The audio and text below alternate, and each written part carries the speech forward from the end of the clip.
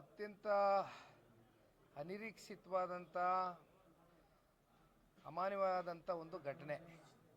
ಈಗಾಗಲೇ ನಿನ್ನೆ ದಿನ ರೆಡ್ ಫೋರ್ಟ್ ಹತ್ರ ನಡೆದಿರ್ತಕ್ಕಂಥ ಬಾಂಬ್ ಬ್ಲಾಸ್ಟ್ ಏನಿದೆ, ಆ ಸುದ್ದಿ ಕೇಳಿ ಪ್ರತಿಯೊಬ್ಬರಿಗೂ ಕೂಡ ಮನಸ್ಸಿನ ಮೇಲೆ ಭಾಳ ನೋವು ಉಂಟಾಗಿರ್ತಕ್ಕಂಥದ್ದು ಸತ್ಯ. ಅದರಲ್ಲಿ 10 ಜನ ಸಾವನ್ನು ಅಪ್ಪಿದ್ದಾರೆ ಅಂತಕ್ಕಂಥದ್ದು ಈಗಾಗಲೇ ಸುದ್ದಿಗಳಲ್ಲಿ ಪ್ರಕಟಣೆ ಆಗಿದೆ. ಆದರೆ ಬಹುಶಃ ಈ ಲಿಂಕು ಎಲ್ಲಿಂದ ಎಲ್ಲಿಗೆ ಬಂದು ನಿಂತಿದೆ ಅಂತಕ್ಕಂಥದ್ದು ಇನ್ನೂ ತನಿಖೆ ಮೂಲಕ ಇದರ ಸತ್ಯಾಸತ್ಯತೆ ಹೊರಗಡೆ ಬರಬೇಕು ಅಂತಕ್ಕಂಥದ್ದು ನಾವು ಕೂಡ ಆಗ್ರಹಿಸ್ತೇವೆ.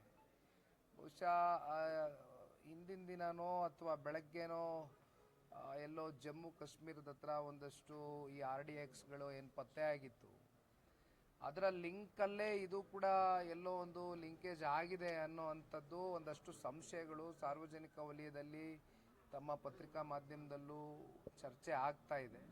ಆದರೆ ಅಂತಿಮವಾಗಿ ಇದೆಲ್ಲವೂ ಕೂಡ ತನಿಖೆ ಸ್ವರೂಪ ಪಡ್ಕೊಂಡು ಅಲ್ಟಿಮೇಟ್ಲಿ ಸತ್ಯಾಸತ್ಯತೆ ಹೊರಗಡೆ ಬರಬೇಕು.